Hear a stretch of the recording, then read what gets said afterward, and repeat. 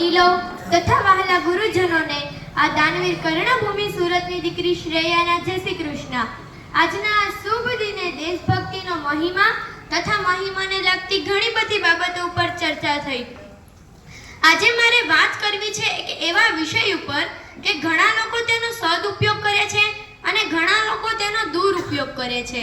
જે સદુપયોગ કરે છે તેને મારા વંદન અને જે દુરુપયોગ કરે છે તેને મારા અભિનંદન।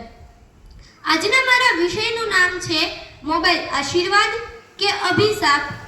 बदलती दुनिया का ऐसे असर होने लगा, बदलती दुनिया का ऐसे असर होने लगा कि आदमी पागल और फोन स्मार्ट होने लगा, कि आदमी पागल और फोन स्मार्ट होने लगा।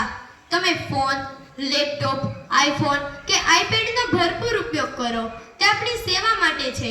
પણ તમે પ્રમુખ સ્વામી મહારાજને પૂછો કે મોબાઈલ આપણા માટે આશીર્વાદ છે કે અભિશાપ, ત્યારે તેઓ ખૂબ સરસ જવાબ આપશે કે જે લોકો તેનો વિવેકપૂર્ણ ઉપયોગ કરે તેના માટે તે આશીર્વાદ છે અને જે લોકો તેનો દુરુપયોગ કરે તેના માટે તે અભિશાપ છે।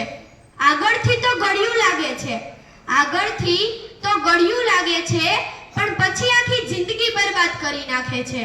અહીં તમને બધાને મારે એક નાનકડી વાર્તા કહેવી છે। એક શાળામાં શિક્ષક બધા વિદ્યાર્થીઓને નિબંધ લખવાનું કહે છે। તેના વિષયનું નામ હોય છે માં। બધા વિદ્યાર્થીઓએ ખૂબ સરસ નિબંધ લખ્યો, ત્યારે એક વિદ્યાર્થીએ જે લખ્યું તે મારે તમને કહેવું છે। તેણે લખ્યું, હે ઈશ્વર, જો આવતા જન્મમાં તું મને માનવનો અવતાર આપવાનો હોય, કે હે ઈશ્વર, જો આવતા જન્મમાં તું મને માનવનો અવતાર આપવાનો હોય તો નહીં આપતો, મારે તો મોબાઈલ બનવું છે। મારી મમ્મી જેટલો મને પાસે રાખે છે એના કરતાં વધારે તો એ એના મોબાઈલને પાસે રાખે છે।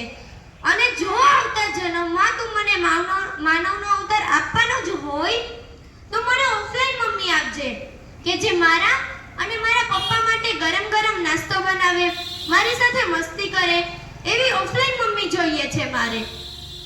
लोग पहले सैलरी छुपाते थे, लोग पहले सैलरी छुपाते थे, फिर ज्वेलरी छुपाते थे और अब तो गैलरी छुपाते हैं।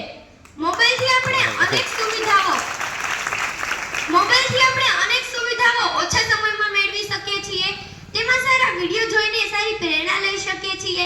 ફેસબુક અને સોશિયલ મીડિયાના માધ્યમથી સારો વિડિયો બનાવી લોકોને સારો સંદેશ આપી શકીએ છીએ। પણ આપણને મોબાઈલની એવી લત લાગી ગઈ છે કે એના વગર આપણે એક સેકન્ડ પણ નથી રહી શકતા। માણસ તેના પરિવાર વિના રહી શકે છે પણ મોબાઈલ વિના નહીં। મોબાઈલનો ઝાઝો ઉપયોગ કરવાથી માથાનો દુખાવો, ચીડિયો સ્વભાવ વગેરે જેવી તકલીફ થાય છે, યાદશક્તિમાં ઘટાડો થાય છે, છતાં પણ આપણે કલાકો સુધી તેમાં ટાઈમ વેસ્ટ કરીએ છીએ। તમને બધાને ઓનલાઈન ઓર્ડર કરીને જમવાની મજા આવે છે કે પછી પરિવાર સાથે બેસીને રોટલો અને કઢી ખાવાની મજા આવે છે? દુકાનમાં કરેલી શોપિંગમાં મજા આવે છે કે પછી ઘરે કરેલી ઓનલાઈન શોપિંગમાં મજા આવે છે? જો આપણે જમવા બેસીએ ત્યારે એક હાથમાં ચમચી કે કોળિયો હોય છે, પણ બીજા હાથમાં શું હોય તમને બધાને તો ખબર જ હશે। બોલો બોલો, જી હા, એ છે મોબાઈલ।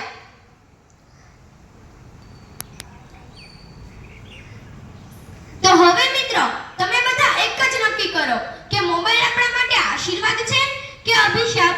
તમે બધાએ મને શાંતિથી સાંભળી તે બદલે તમારો બધાનો ખૂબ ખૂબ આભાર।